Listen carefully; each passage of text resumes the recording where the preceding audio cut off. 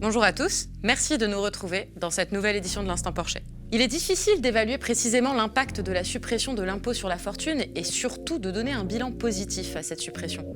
Souvenez-vous, la fin de cet impôt était l'une des grandes promesses de campagne d'Emmanuel Macron. Cadeau fait aux riches pour certains, rééquilibrage de la fiscalité du capital pour d'autres. Selon les derniers chiffres, la première caractéristique semble bien plus vraie. En effet, la fortune des ultra-riches en France a augmenté de 439% en 10 ans. C'est devenu un rituel hebdomadaire d'observer les tentatives d'union de la gauche et l'actualité est foisonnante. C'est une nouvelle campagne, lancée à l'initiative de différentes personnalités comme Dominique Méda ou encore Priscilla Ludowski, appelant aux primaires de la gauche qui a retenu notre attention. Primaire plutôt qu'union ? Cette stratégie saurait-elle être payante ? Qu'est-ce que la gauche ? Existe-t-elle encore seulement ? N'y a-t-il pas plusieurs gauches ? Comment se rassembler derrière des personnes qui ont trahi un certain camp, celui du peuple, en arrivant au pouvoir, notamment en votant les lois travail ? Pour les régionales et les départementales, de nombreuses unions sont nées, parfois contre nature, et qui ne semblent pas se faire autour d'un réel programme, mais d'une course au poste, et qui posent légitimement un dilemme aux électeurs. Alors comment faire ? Comment s'affranchir de ces injonctions et de ces stratégies de la force du nombre ? On décrypte avec Thomas Porcher.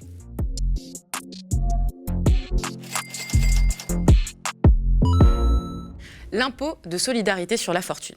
Sa suppression était l'une des grandes promesses de campagne d'Emmanuel Macron. Cet impôt, à l'époque impôt sur les grandes fortunes, avait été créé par le gouvernement de Pierre Mauroy en 1982 et concernait les personnes disposant d'un patrimoine supérieur à l'époque à 3 millions de francs.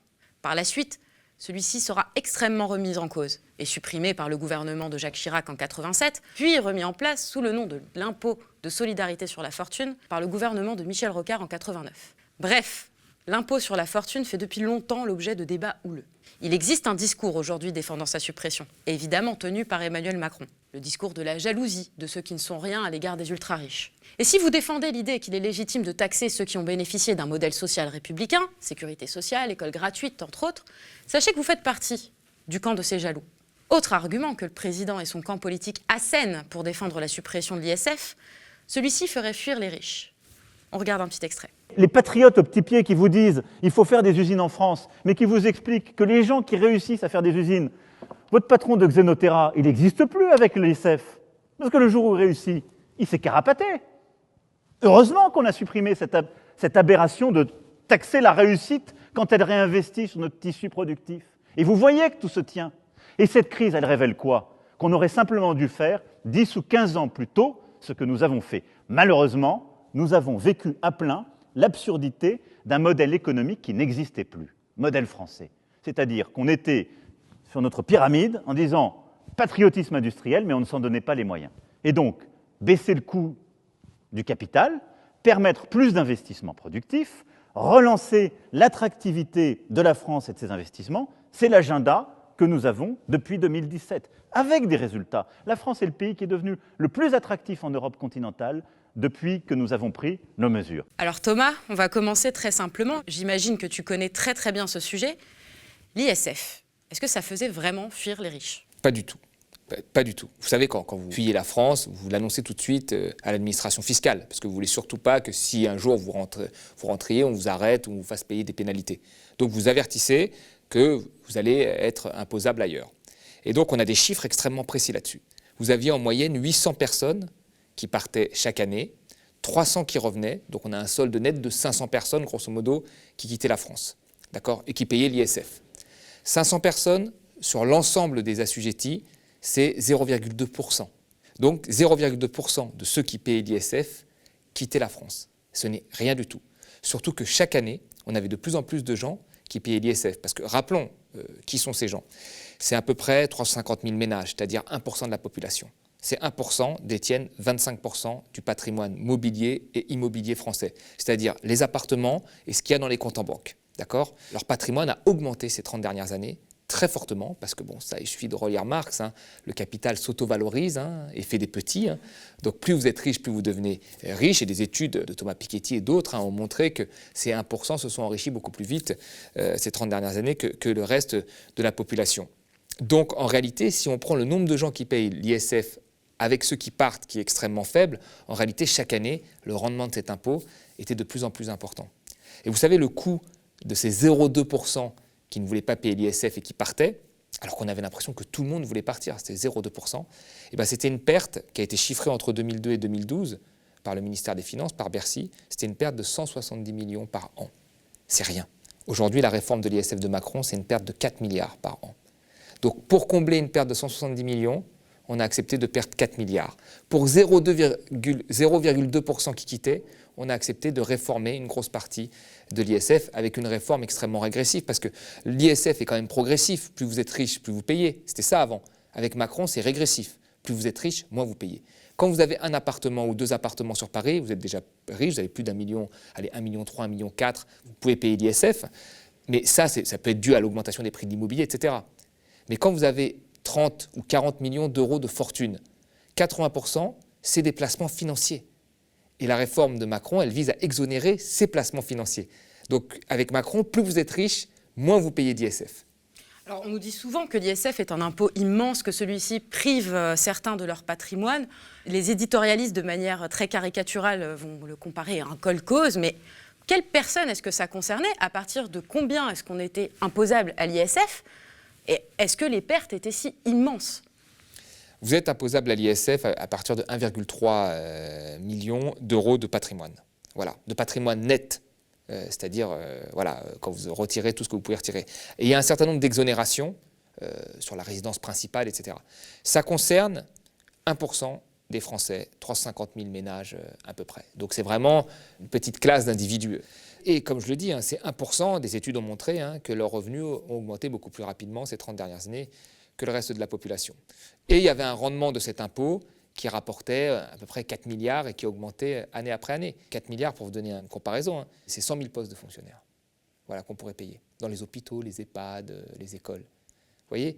Donc ces 4 milliards-là, je ne vois pas pourquoi on s'en est passé. Surtout que, comme le montrent les derniers chiffres, ces gens-là se sont enrichis plus rapidement que le reste de la population. Donc il faut arrêter de nous dire que c'était un carcan qui les empêchait de vivre, qu'on taxait la... Tout ça, c'est des bêtises. On ne taxait pas la réussite. Déjà, une grosse partie, c'est de l'héritage. Vous voyez? Et quoi qu'il en soit, ces patrimoines augmentaient très vite. Donc ces gens devenaient de plus en plus riches, en réalité, malgré l'ISF. 439% en 10 ans, pas depuis 2017. Exactement, et beaucoup plus rapidement qu'un certain nombre, mais dû aussi à l'augmentation des prix de l'immobilier sur Paris, etc., qui ont augmenté très fortement, qui ont eu des taux de croissance parfois proches de 10%. Donc tout ça faisait que l'immobilier augmentait et que les placements financiers, quand ils sont bien placés, rapportaient énormément d'argent. Est-ce que ce n'est pas finalement la destruction d'un certain modèle, la suppression de l'ISF? Maintenant, qu'est-ce qui finance tout ça, maintenant qu'il n'existe plus? Tout ce qui a été fait sur Macron, alors il y a eu la réforme de l'ISF, donc qui a offert 4 milliards aux 1% les plus riches qui détiennent 25% du patrimoine. Il faut que les gens aient ça en tête quand même. Ensuite, il y a eu la flat tax qui est la taxe sur les revenus financiers, qui concerne, grosso modo, 10% des Français les plus riches. Mais plus vous êtes riche, plus vous avez des placements financiers. Les 10% les plus pauvres, ils n'ont pas des millions en bourse. Ça nous a fait perdre encore de l'argent. Puis après, il y a eu la baisse de l'impôt sur les sociétés, qui a fait perdre encore beaucoup d'argent. Donc il y a eu 20 milliards en fait, de baisse de fiscalité, majoritairement ciblée sur les ménages les plus riches et les entreprises. Et de l'autre, comme Macron veut s'engager à réduire les déficits, il fallait couper de l'autre côté. Et donc on a coupé 25 milliards sur la sphère sociale, sur l'assurance maladie, donc la santé, et l'assurance chômage. Voilà. Donc tout ce que vous donnez d'un côté, vous le coupez de l'autre. Voilà. En défendant la suppression de l'ISF, Emmanuel Macron fait référence à un mythe, il me semble, celui du ruissellement, en disant que la suppression de cet impôt allait notamment favoriser l'investissement des plus riches. Je me doute un peu de ta réponse, mais est-ce que ça a été le cas? Et est-ce que ça a été un jour le cas d'ailleurs? On avait des retours d'expérience, parce que ce qu'a fait Macron, la baisse de la fiscalité sur les plus riches, ça a été fait aux États-Unis, par exemple. Donc on avait vraiment 30 ans d'études où on pouvait voir où en étaient les inégalités. Et on voyait qu'elles avaient fortement augmenté, que les plus riches étaient devenus très riches, mais qu'en bas, voilà, l'argent ne ruisselle pas, comme le pensait Macron. Mais même, on savait en fait, si on vous donne 4 milliards, vous faites partie d'un % les plus riches, vous recevez 4 milliards de baisse de fiscalité. Donc vous avez 4 milliards d'argent en plus. Qu'est-ce que vous pouvez faire? Soit vous l'investissez dans l'économie réelle, donc dans une start-up ou dans une entreprise que vous choisissez, sachant que l'économie réelle, elle dépend du taux de croissance, donc ce n'est pas des taux de croissance mirobolants. Alors parfois, vous pouvez passer dans des start-up et faire des belles plus-values. Ou soit, vous achetez des actions. Et 99% des actions, elles sont déjà émises. Vous les achetez sur le marché secondaire. Ça veut dire que l'entreprise n'en voit pas la couleur. Je gagne 4 milliards, j'achète des actions à vous, qui sont déjà émises, c'est vous qui vous enrichissez avec les actions que j'achète. Ce n'est pas l'entreprise. Donc en fait, ce qu'a fait Macron, ça a plus alimenté la spéculation que l'économie réelle. Et s'il voulait, comme il le dit dans cette interview, dire oui, ils investissent, s'il voulait vraiment que les gens investissent, il n'avait qu'à conditionner cette baisse de fiscalité à un investissement prouvé dans une start-up ou une entreprise de l'économie réelle. Ce qui n'a pas été fait. Et d'ailleurs, il a un comité de suivi qui a été mis en place par le gouvernement, qui a montré, après 2 ans, qu'il n'y avait pas eu d'effet, enfin en tous les cas qu'on ne voyait pas à l'heure actuelle d'effet sur l'investissement. Alors il y a des gens qui disaient oui, mais il faut attendre. Oui, mais les 4 milliards, là, ils les ont touchés les gens. Donc où est-ce qu'ils ont été? Les gens, où est-ce qu'ils ont été? Ils les ont placés en achetant des actions en bourse qui sont émises qui sont sur le marché secondaire et dont les entreprises ne voient pas la couleur. Donc ça a servi la spéculation, ça n'a pas servi l'investissement. On peut attendre encore 4 autres années, on verra le résultat. Mais je veux dire, à part quelques entrepreneurs parfois qui ont le goût du risque, qui sont des business angels qui veulent les mettre, peut-être probablement il y en a, et probablement Macron il en voit beaucoup, et probablement, mais ça reste peu en fait, ça reste assez peu. On avait cette image en fait de l'entrepreneur, start-upper, qui fait fortune, qui veut réinvestir dans d'autres start-up que Macron nous a vendu. Et en réalité, on se rend compte que très peu de gens fuyaient l'ISF, que ceux qui fuyaient l'ISF, ils avaient une moyenne d'âge de 57 ans, donc c'était plus proche de la retraite que des jeunes start-upers flamboyants comme on nous le montrait. Et on se rend compte qu'ils n'ont pas investi et qu'ils ont acheté plutôt des actions et donc que ça a servi plutôt à la spéculation. Donc voilà, à un moment, il faut tirer la conclusion. Et lui, il a dit oui, je reviendrai dessus, ça ne marche pas. Visiblement, dans la vidéo, on voit que ce n'est pas lui qui aura tort, c'est la réalité qui aura tort à la fin, quoi. Et d'ailleurs, la suppression de l'ISF, c'était quand même l'une des premières promesses tenues d'Emmanuel Macron. Ça a été supprimé, il me semble, fin décembre 2017, oui. Donc très très rapidement. L'existence de cette promesse, est-ce que de manière insidieuse, c'est pas ce qui lui a permis de financer sa campagne ? Je pense qu'il croit, moi. Enfin, il y a beaucoup d'économistes d'ailleurs qui avaient demandé, je me souviens, qu'on accélère les réformes, notamment la baisse de l'ISF. Ils avaient demandé ça juste après l'élection de Macron, alors que eux, s'ils sont profs et qu'ils n'ont pas de conflit d'intérêt, je ne pense pas qu'ils soient concernés par ces fortunes énormes normalement, ou sinon il faudrait qu'ils m'expliquent comment ils ont fait. Mais Macron, je pense qu'il pensait ça, mais effectivement, quand il a commencé sa campagne, il avait très peu de fonds. Donc il devait faire de la levée de fonds auprès de personnes. Alors tout ça est plafonné, c'est encadré par la loi, vous ne pouvez pas donner plus de 7500 me semble-t-il. Mais on se rend compte dans ces comptes de campagne qu'il y avait une centaine de personnes qui représentaient une grosse partie des montants. C'est-à-dire que c'est des gens qui ont donné et en 2016 et en 2017 et leur femme a donné et peut-être leur enfant. Et donc il y avait une grosse partie de la campagne qui était financée par quelques centaines de personnes très riches. Et moi je pense que quand vous faites de la levée de fonds, vous allez voir des très très riches qui ont des fortunes en plusieurs millions d'euros de patrimoine. Si vous leur dites je vais baisser l'ISF et que vous allez récupérer énormément d'argent, et on sait très bien aujourd'hui que 30 000 ménages ont vraiment profité, 30 000 ont vraiment profité de cette réforme, ont récupéré des sommes, donc c'est des 0,1%, ils vous font plus facilement des chèques. Après, je pense qu'il y croyait réellement, mais en même temps, c'est vrai que ça lui a servi à financer une partie de sa campagne, ça c'est sûr. Et là, ça rejoint ce dont on va parler après, c'est que là, on voit très bien qu'il y a quand même une convergence. Je pense que beaucoup de gens de ces 0,1% auraient pu voter Fillon comme ils auraient pu voter Macron en réalité. Mais il y a une convergence d'intérêts de cette minorité, qui sait qu'elle est minoritaire, pour un candidat qui va servir leurs intérêts. Mais c'est vraiment là une question d'intérêt, leurs intérêts, voilà. Et donc Macron, il pouvait aller voir un coup de Villiers, un coup aller voir les chasseurs, un coup dire la start-up. Il piochait à droite à gauche des voix comme ça, mais l'intérêt financier était là. Et moi, je ne comprends pas pourquoi les 99%, alors on est plus nombreux, on subit plus le système, et pourquoi on n'arrive pas à trouver justement un intérêt commun pour porter quelqu'un qui nous serve comme ce 1%. La gauche ne cesse de tergiverser autour de l'échéance des présidentielles de 2022. Faire barrage au Rassemblement national, ne pas laisser passer Emmanuel Macron, les difficultés semblent immenses. L'expression de ce désespoir devant le constat d'un paysage politique éclaté et divisé s'exprime par des appels et des tentatives d'union. La force du nombre, mais pas celle des idées. Évidemment, les choses sont plus compliquées. Laïcité, écologie, sociale, les thèmes qui rassemblent la gauche autour d'un projet commun clair se font de plus en plus rares. Mais certains ne s'y résignent pas. L'économiste Thomas Piketty ou encore Julia Cagé réclament encore une candidature unique et dernièrement a été lancée l'initiative 2022 ou jamais, appelant à l'organisation d'une primaire de gauche. Alors Thomas, toi, qu'est-ce que tu penses de cette organisation d'une primaire et quels seraient ses avantages et ses inconvénients ? Alors, la première chose, c'est que moi, je peux vous faire un retour d'expérience parce que j'ai fait partie de ceux qui ont signé ce type d'appel à la primaire en 2015. Vous voyez ? Je pense que pour pas que l'histoire se répète, il faut toujours un peu aller voir ce qui s'est passé avant. En 2015, il y a eu 2 appels pour des primaires comme ça, du même genre pour 2017, qui ont été lancés. Une qui a été lancée, me semble-t-il, par Caroline Dehaas à l'époque, et une qui a été lancée par un collectif d'intellectuels qu'on le retrouve aussi aujourd'hui, donc Thomas Piketty, Dominique Méda, mais aussi de politiques, Yannick Jadot, Daniel Cohn-Bendit à la fin, dont on sait ce qu'il est, moi-même, Vicage Dorasso et d'autres. on avait signé cet appel en 2015 pour une grande primaire de gauche. Alors très bien, on se réunit à la Bellevilloise, beaucoup de monde, beaucoup d'enthousiasme.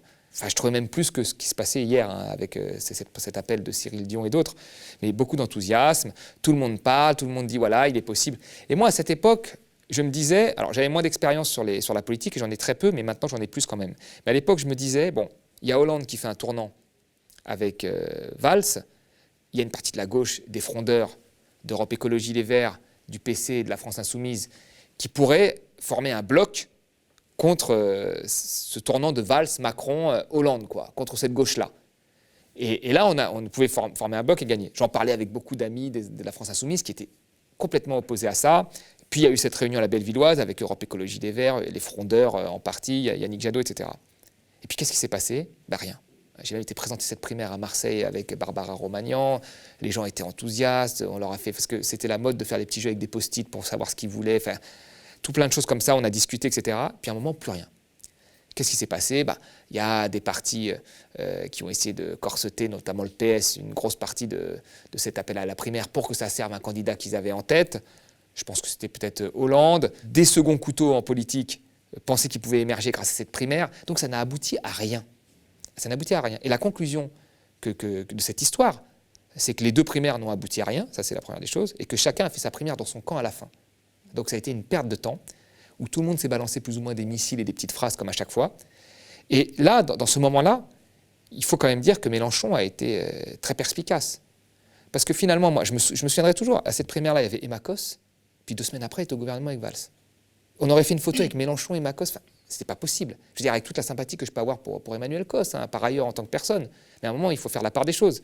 Et là, Mélenchon a été, moi je trouve qu'il a été très perspicace, parce qu'il s'est dit, moi je rentre pas là-dedans, je fais la politique, je vais me présenter, voilà, je parle du fond. Très bien. Très bon score en plus. Très très bon score. En 2017, on connaît, voilà. Et c'est important de le rappeler. Donc il a voulu faire aucune des primaires, ça n'a pas fonctionné. Puis après, je vous l'ai dit, 2019, on lance un mouvement place publique, c'est un peu le même genre de choses, finalement, c'est pas une primaire de gauche, mais c'est toujours sur l'Alliance des gauches. Et d'ailleurs, quand je vois le site de la primaire qui a été lancée hier par Priscilla Ludowski, Cyril Dion, ça ressemble comme 2 gouttes d'eau à ce qu'on disait, quoi. Urgence sociale, urgence écologique, urgence démocratique, combat commun, quels sont les points communs. Et je vois comment ça a fini, moi. Ça a fini avec le PS. Il faut tenir à un moment compte de toutes ces expériences. Et moi, ce que je vois d'un point de vue politique, c'est quoi? Tous ceux qui ont refusé ce type d'accord, de discussion, finalement, fait des meilleures campagnes. Mélenchon, 2017, a refusé. Plutôt que de parler d'accords, d'appareils, de faire des réunions de 3 heures, on dit quel poste tu as. Il a fait sa campagne tout seul et il a plié tout le monde. Jadot, aux européennes, il a refusé de discuter. Il a dit « je ne discute pas avec Génération, je ne discute pas, je fais ma campagne sur l'écologie ». Il a fait un très bon score. Donc aujourd'hui, les partis, plutôt que de se réunir et de dire « voilà, on va discuter », il ferait mieux de parler du fond. Et il y a plein de sujets qui concernent aujourd'hui le fond, enfin, et on ne les entend pas. Par exemple, il y a un sondage qui est sorti sur la sécurité. Les Français, à 60%, se sentent concernés par des problèmes de sécurité. Moi, j'aimerais bien entendre les partis de gauche là-dessus. Qu'est-ce qu'ils proposent? S'il n'y a que Le Pen et la droite qui proposent, après, il ne faut pas se donner qu'ils fassent des bons scores. Alors eux, plutôt que de se dire... Et les journalistes adorent ça, parce qu'ils se réunissent, ils se balancent des petits pics. Alors les journalistes politiques, ils adorent à commenter les pics. Mais moi, je préfère qu'on parle du fond. Voilà. Et donc là, il faudrait que ces gens-là partent plutôt en campagne. Là. Puis après, on verra. Et l'organisation d'une primaire, finalement... Est-ce qu'on ne se retrouverait pas avec un candidat qui est plébiscité par des gens qui sont très politisés, des militants, qui ne représentent pas tant que ça les Français, et qui, au final, on le voit, ce candidat finit par être rejeté, comme ça a été le cas de Benoît Hamon et même de François Fillon en 2017, puisque à droite, François Fillon fait quand même plutôt un mauvais score pour la droite. Comment est-ce qu'on pourrait définir le périmètre de cette primaire, en fait? Qui est-ce qui aurait le droit de venir se présenter? Qui est-ce qui décide de qui a le droit de venir se présenter? Comment ça se passe? Ça me paraît très flou. De mon expérience sur la mienne, c'est très vite devenu des accords d'appareil, des discussions. Et là, c'est toujours la même chose, quoi. C'est-à-dire que là, c'est loin. Les accords d'appareil, c'est toujours très loin des militants, je veux dire des militants de première ligne, ceux qui tractent. C'est toujours très loin de ça, les accords d'appareil. C'est-à-dire, une fois qu'il y a l'accord d'appareil, il faut que les militants de première ligne, ils gobent la couleuvre. C'est un peu ça l'histoire. C'est souvent comme ça. Il faut qu'ils gobent la couleuvre de Valls, ce Premier ministre, ainsi de suite. Parce que ces militants-là, souvent, ils croient quand même au départ, ils s'engagent, ils sont sur les marchés, ils ne veulent pas de place.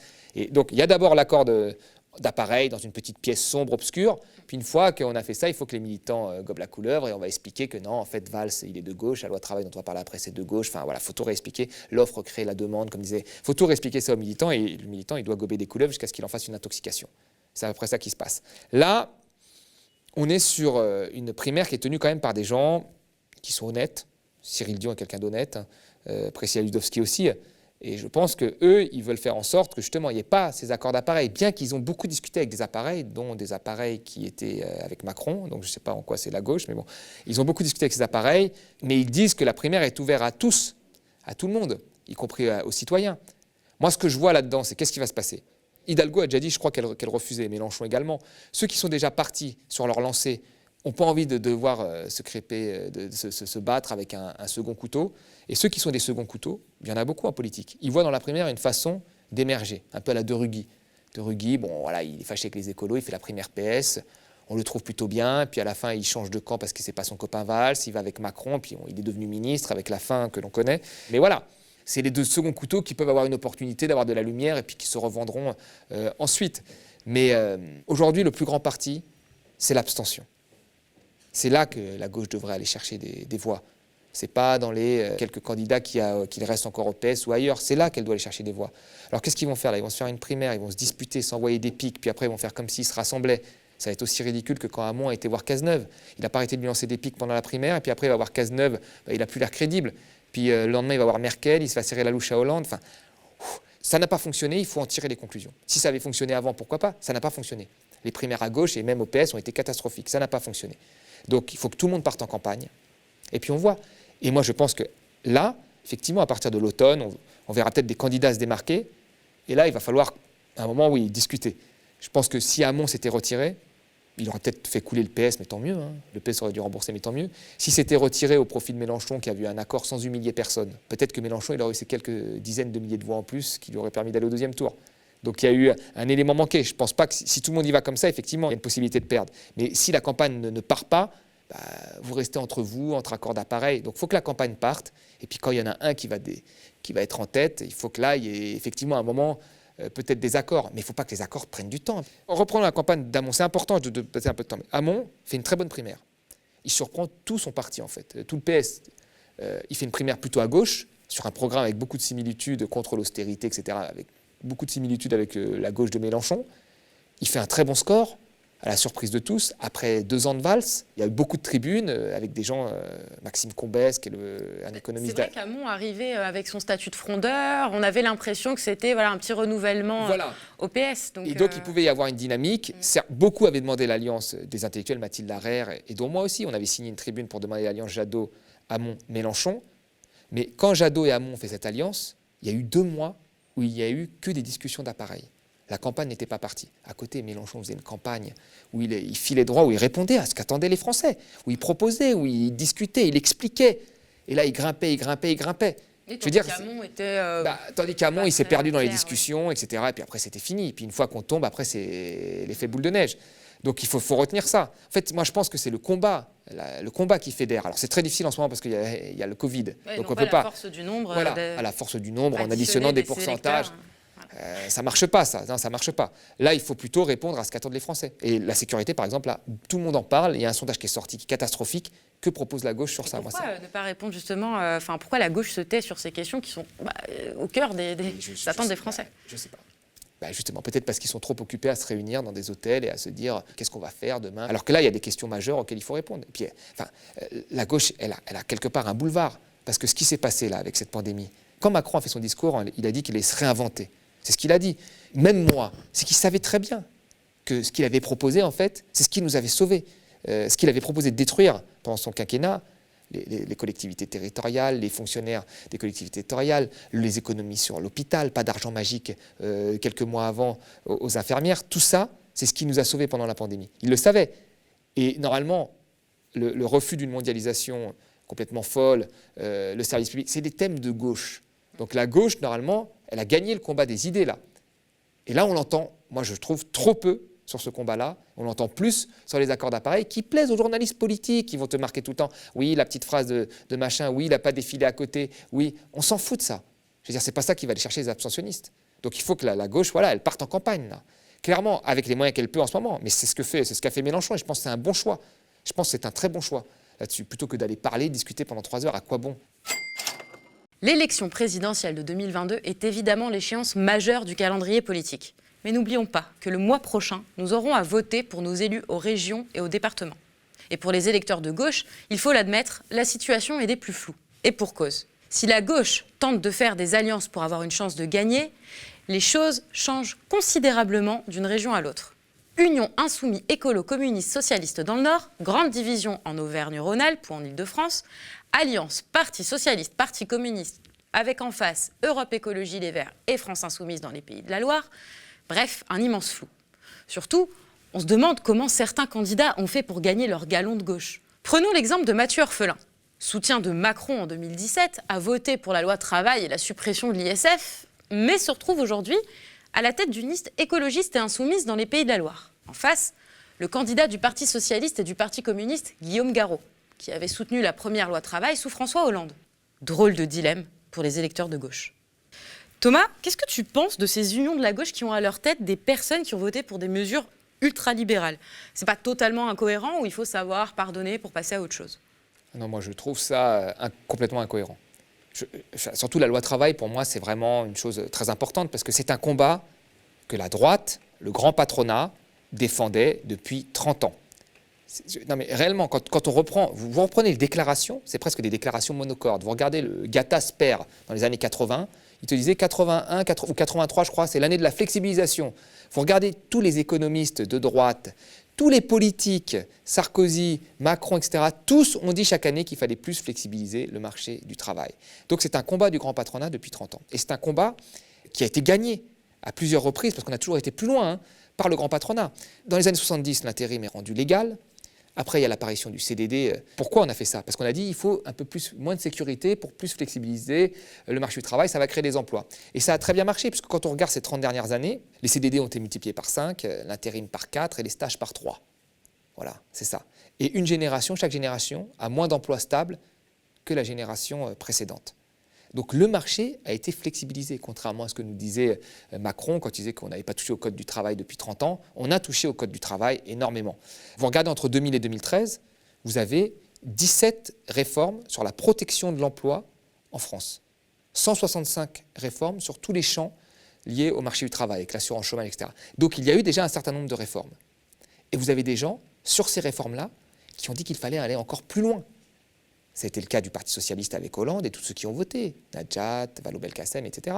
Et Macron, il trouvait que la loi travail du PS n'allait pas. Il a fait une deuxième loi travail, encore plus forte, qui a été soutenue, parce qu'il a dit dans son programme, il a passé en plus par ordonnance, et qui a été ensuite votée par Mathieu Orphelin. Tous ces gens, individuellement, sont sympathiques. Mais la politique, c'est pas se faire des copains. La politique, c'est le fond. Et là, on est sur, pour moi, une rupture très forte. Donc, je ne comprends pas. Je ne comprends pas. Pour toi, quels critères il faudrait remplir pour représenter une alliance de gauche au régional? Comme j'ai toujours dit, il faut une limite. Il faut vraiment une limite. Il y a une gauche plurielle qui existe, elle est claire. Mais ceux qui ont participé à l'austérité sur les collectivités territoriales, avec les effets que l'on connaît, vraiment, qui sont des effets concrets, dans les bibliothèques, dans les écoles, sur les loisirs, sur les associations sportives, ces gens-là, ils ne peuvent pas aller dans des territoires après où il y a des forts taux de chômage et dire « oui, je suis de gauche, je vais vous changer la vie ». C'est faux, ils ne vont pas vous changer la vie, ils ont contribué à vous la rendre plus difficile. Et c'est pareil pour la loi travail. Donc tous ceux qui ont voté ça, mais même eux en leur âme et conscience, je n'arrive pas à comprendre comment ils peuvent se dire, sauf si c'est pour avoir le poste. Et dans ce cas-là, si c'est ça la politique, faut foutre tous ces gens dehors. Non mais c'est vrai, à un moment la politique c'est ce que tu as fait. Alors tu peux t'être trompé. Moi, je pense. Il y a eu des moments dans les années 90, etc. Tu peux t'être trompé. Mais tu ne peux pas te tromper tous les 2-3 ans. Et puis là, c'est du concret. Tu peux faire des alliances parfois bizarres avec des gens, d'accord, où des gens peuvent changer d'avis et partir alors que tu avais fait c'est possible. Mais grosso modo, il y a quand même des limites à se fixer. Moi, quelqu'un qui a voté la loi travail, on peut avoir un échange sympathique, mais quand je pense à la politique, moi, je pense aux gens que ça impacte. C'est à ça que je pense. Et quand je vois la loi travail, je pense à ma mère qui était couturière, je pense à la mère de ma première amie qui était caissière à Carrefour, je pense à tous ces gens. Je pense à tous les gens qui vont être mis sur le carreau là, dans les fonderies, qui vont pouvoir être licenciés plus facilement grâce à la loi travail. Moi, je pense à tous ces gens-là. Et tous ces gens-là, désolé, moi, je ne vais pas faire campagne avec quelqu'un qui a voté la loi travail, point barre. C'est tout. Surtout quelqu'un qui était en poste. Je ne sais pas quelqu'un qui a fait la campagne et qui ne savait pas un peu bébête. C'est quelqu'un qui est en poste, qui a un salaire à 8000 balles et qui vote la loi travail. Donc non merci. Et vraiment, la loi travail, j'aimerais rappeler ce que c'est. Un peu, vraiment, on va revenir là-dessus parce que les gens ont l'air d'avoir oublié. La loi travail, c'est un volet de flexibilité qui avait déjà été mis en place depuis des années, mais qui allait encore plus loin. C'est l'inversion de la hiérarchie des normes. C'est-à-dire qu'un patron aujourd'hui peut négocier directement avec un salarié comme s'il y avait un pied d'égalité entre un salarié et un patron. C'est la première des choses. La deuxième des choses, c'est le référendum dans l'entreprise. C'est-à-dire quand il y a des syndicats qui bloquent, on peut contourner les syndicats et faire du référendum. C'est aussi le plafonnement des indemnités prud'homales. C'est-à-dire qu'aujourd'hui, quand tu licencies quelqu'un, tu sais qu'elle va te coûter, même la violation du fait de licencier. Tu violes le droit, tu sais combien ça peut te coûter. Donc tu peux faire tous les calculs les plus lugubres en te disant allez, je me sépare d'eux, je sais combien ça va me coûter, et si je les garde, voilà. Donc c'est vraiment un affaiblissement du droit des salariés. Là, il va y avoir une grosse crise. Enfin, nous la vivons déjà, hein, mais elle risque de continuer. Et donc, tous ces gens vont être plus facilement mis sur le carreau grâce à ces deux lois qui ont été votées. Donc, pour moi, on ne peut pas se dire, à partir de là, faire comme si ça n'avait pas existé alors que ça a été voté il y a 2 ans, et se dire qu'on peut faire campagne avec ces gens-là. Donc, moi, je pense que, comme j'ai dit, si des gens ont défendu ça, qu'ils assument. Or, aujourd'hui, ils se cachent. Moi, j'espère que les journalistes vont leur poser des questions. Pourquoi vous avez défendu le travail? Pourquoi vous êtes avec les insoumis aujourd'hui? Et inversement, aux insoumis. Pourquoi vous êtes contre le travail? Pourquoi vous mettez avec quelqu'un qui a défendu le travail? Parce que c'est des questions concrètes, là. C'est pas un concours de beauté, c'est pas il est sympa, il a accepté, il a changé, il va nous donner 3 postes, donc on va pouvoir vivre. Enfin, il n'y a pas que ça en politique. Il faut parfois avoir, moi je pense, un petit peu d'honneur et de droiture et de ligne dans ce qu'on défend. Mais si vous voulez faire une carrière politique, moi j'ai l'impression que visiblement, quand je vois, ils sont tous de retour là. Enfin, ils sont députés. Ils veulent une région, ils ont été ministres, ils veulent une région, enfin les mecs ils ne s'arrêtent pas, hein, c'est un vrai job.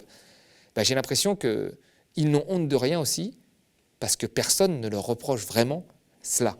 Et si les militants de base qui s'associent dans des régions n'arrivent pas à leur reprocher, alors qui va leur reprocher? Et donc pour eux c'est tout permis, quoi. C'est un vrai métier, c'est devenu un job, c'est la course au poste. C'est la fin de notre chronique avec Thomas Porcher. Si elle vous a plu, n'hésitez pas à réagir en commentaire ou à la partager sur les réseaux sociaux. Pour soutenir l'information indépendante et nos projets, vous pouvez devenir sociétaire du média ou nous faire un don. Et nous, on vous retrouve la semaine prochaine. Chaque jour, nous mesurons la catastrophe des politiques néolibérales en œuvre depuis près de 40 ans. Austérité, chômage de masse, crise. Les premiers touchés par ces politiques sont les travailleurs, les citoyens, les familles, vous. Pour changer les choses, il est impératif de nous réarmer, de comprendre les outils des puissants.